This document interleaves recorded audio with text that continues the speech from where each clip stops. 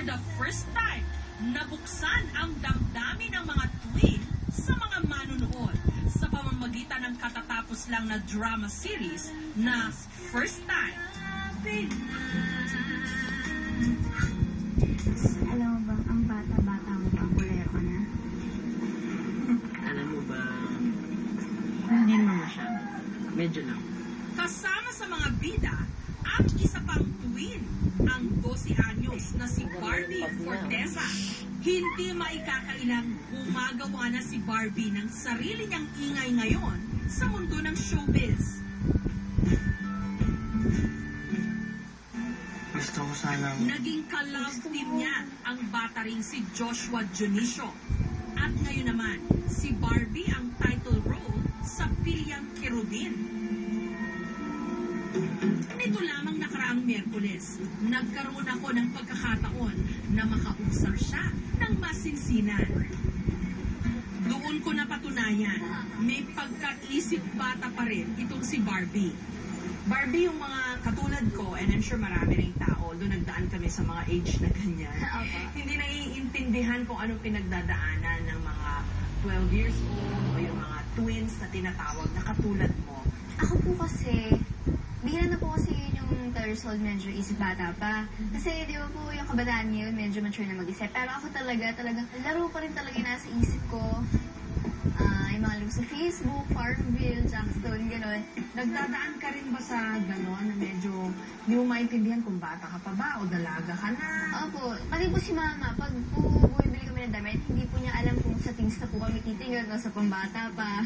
Opo. Talaga? O saan ka tumitingin? Halo po kasi po minsan, sa mga pambata po may size ako, minsan po wala, kaya po sa teens po kami tumitingin. Saan ka pa nalilito? Saan ka pa nakukonfuse? Nagkaka-crush na po ako. Nagkaka-crush ka na.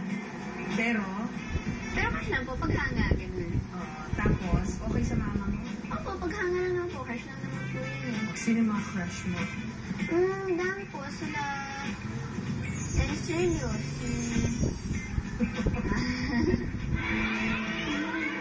Bago raw siya naging artista, humahabol-habol siya sa kanyang mga idolo na sina Marian Rivera at Dingdong Dantes. Kasi naman po, minsan nga po, ako po nagsasabi, mag-waki kami. Waki? Ano yung waki-waki pose? Gano'n. Ano ba ibig sabihin nun? Ako po. Pero nung naging seryoso na ang aming usapan, naging malaman din ang mga pananalita ni Barbie. Yung first time, medyo prangka yung theme, di ba? May mga nag-uusapan dyan, yung mga first love, first kiss. Medyo hindi na bata-bata yung mga theme. Anong pakiramdam mo doon na napunta ka sa ganong klase ng programa? Noong una po, naninibago po ako kasi itong age kong to, talagang hindi ko po naiintindihan yung mga love, yung mga gano'n. Nai-miss kita. Pina-workshop po kami, tsaka binibigyan kami ng idea ni Derek kung ano ba yun, para may arte namin na maayos. Para hindi maging blanco yung reaction namin. Meron kasi mga magulang na hindi natutuwa doon sa programa, di ba? Meron mga hindi natuhulsaman doon sa programa. Anong pakiramdam mo doon? Nalulungkot kasi hindi naman po talaga yun yung pinaka main idea ng first time. Pinapakita lang po ng first time yung talagang kung paano na mag-isip yung kabataan niya, kung ano na yung buhay ng teenager niya.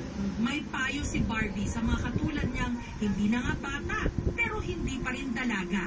Payo ko po sa kanila, huwag muna nilang madaliin. Enjoy muna nila yung pagkabata. Laro muna tayo ng Jackstone. Ganon. Pinipilit man nilang umastang matanda at ikubli ang kanilang kamusmusan. Lalabas pa rin ang katotohanang may gatas pa sila sa labi.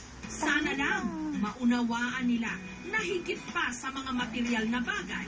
Sa yugtong ito ng kanilang buhay, gabay ng mga magulang ang kanilang kailangan upang higit na maintindihan at